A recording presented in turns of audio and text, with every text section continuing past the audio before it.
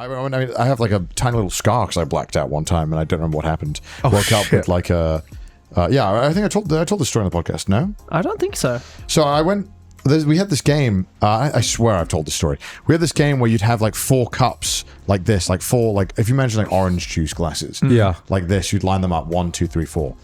And then if you can imagine there's like there'd be a little gap in the middle, right? So you'd all take it in turns flicking coins in, which now is also just a dirty thought to think that we were putting coins in our drinks. So you'd have to flick coins in. They'd all have a shot of vodka each in them. And you'd be 4 of you sitting on each side of the table. Yeah. And so you'd flick a coin in. And if you got it in one, and then Joey, you also didn't get it in, you would have to drink it. With the coins inside of it? Well, you wouldn't drink the coin. You'd kind of drink it and then get the coin out. You know what I mean? But that's I know. It's gross. I know. You're a fucking university. Yeah, of course. And I these are people who I just moved in with, and I really wanted to be accepted by them. So I was like, yeah, it's easy. So what ended up happening was that if you get it in another glass as well, the next person, if they don't get it in one, has to do 2. Oh shit! And it can keep going. Yeah. But there's another thing where if you get it in between all of them, you have to do all of them.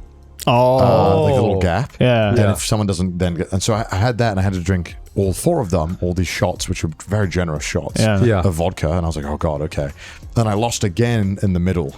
And so I ended up doing like 10 shots. It's 4, but they were definitely big. Yeah. A ridiculous amount of shots back to back. And then everyone was like, yeah, let's go out to the club now. And then I just do not remember. But apparently I went. And then I woke up the next day. I was like, fuck, my head hurts. And I woke up and there's just blood on my wall and blood all over my room. What? Blood all over my bed. And then I look in the mirror and my eyes completely swollen over. Yeah. And so I must have just fucking face planted at some point on the ground and hit concrete. Cut open my above my head there. Jeez. Very lucky that it was just like there I hit, not my eye. Yeah. And then I got tiny little scar now. You can't see it. But yeah, so that was the first time and hopefully the last. Yeah. I think I had like a similar instance in university. There's nothing more terrifying Peer than... pressure is a very powerful thing. It is. It is Don't a very succumb to it. powerful thing, which we can say now as adults, fucking overrated. You guys are better than that. Yeah. To me, there's nothing more terrifying than opening my eyes and just not recognizing my immediate surrounding. Oh yeah, I've been there. Yeah. You know, happens. it's funny. Like even if I sleep over at a friend's place, I miss my bed too much. Yeah, me and too. I always dread the feeling of like waking up and I'm just like, where the fuck am I? Yeah. You know? No matter how drunk I am, I'm using 100% of my remaining brain power to be like, I'm gonna make it back to this bed. Like no matter what. Like I could be like just incoherent. Like you can't even like understand what I'm saying, but in my head I'm just like, bed now. Get there. I've had moments in my life where I have barely been, conscious, drunk, that kind of like fucking stupid ass drunk, and somehow there is one part of my brain that is like a fucking messenger pigeon. Like it has like built-in GPS to like be able to walk me home no matter where I am, and I'm just like, how the fuck can I do this? It's not my story, but my favorite blackout story is from one of my friends in Japan. He was out drinking in like Shibuya or Shinjuku or somewhere like a few years ago, and like just got absolutely like destroyed. Like he was like so drunk, but he was drinking kind of close to where he was living, right? In this apartment. So he's like, okay, well, I'm not gonna have a problem like walking home. Like I know where I am. But the problem was that because it's an apartment, all the doors look the same, right? So what he thought was his own house that he walked into turned out to be the exact same like room number, but on the floor below. Oh shit. And at the time he thought, it was like, oh, it's really weird that this door is just like open. Like, did I just like forget to unlock this door? Because it's like no key was involved. Like he just opened the door, right? And he only found out that he was in the wrong apartment because he woke up and like just on the floor of this apartment that he thought was his, and he just looked over, and basically where you're sitting right now, Gant, there was just like a pig. Because apparently the neighbor downstairs in secret was owning this pet pig. That's some fucking hangover Yeah. shit, man. Why would he not lock his door if he has an illegal pig in there? Yeah, and then apparently, like, he just looked over, he saw this pig, and he was like, oh god, I'm in the wrong apartment. And then right on cue, the owner of that apartment came out of his bedroom, and he was like, the fuck are you doing? Well, good thing he wasn't in America. Oh my god, imagine.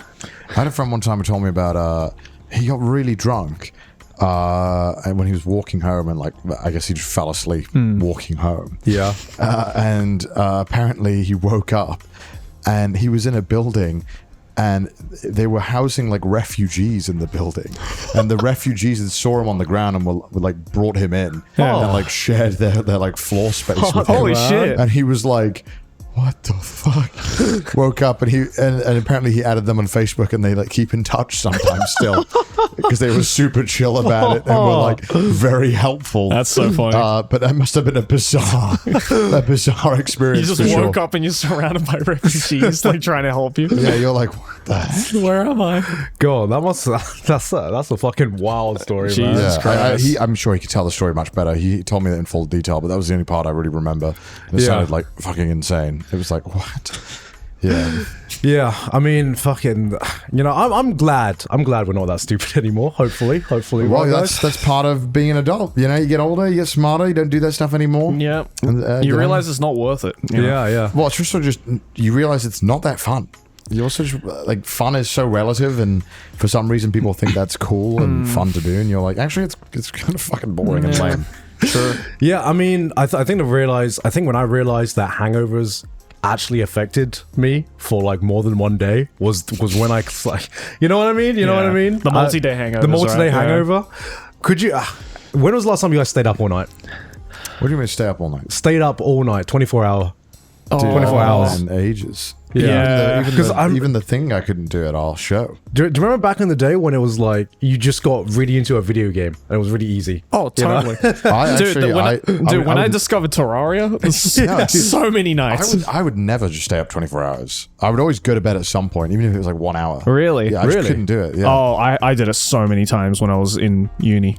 It would get to 6 and I was like, well, I should get at least 2 hours in. Sometimes you just need like one more league game, and it's just like one more league game. I want to end on a win, and then you're like fucking 7 wins. And then you end on a win, and then you're like, actually, I gotta keep playing until I lose. yeah. Exactly.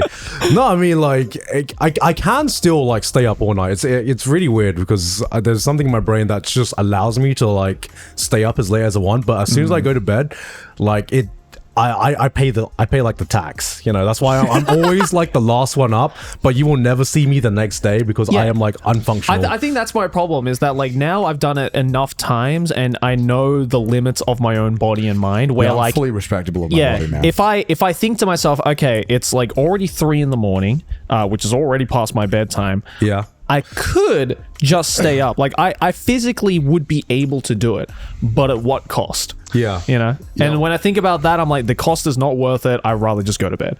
Yeah. Yeah. I like sleeping too much. So we talked about Sleep's so fucking good.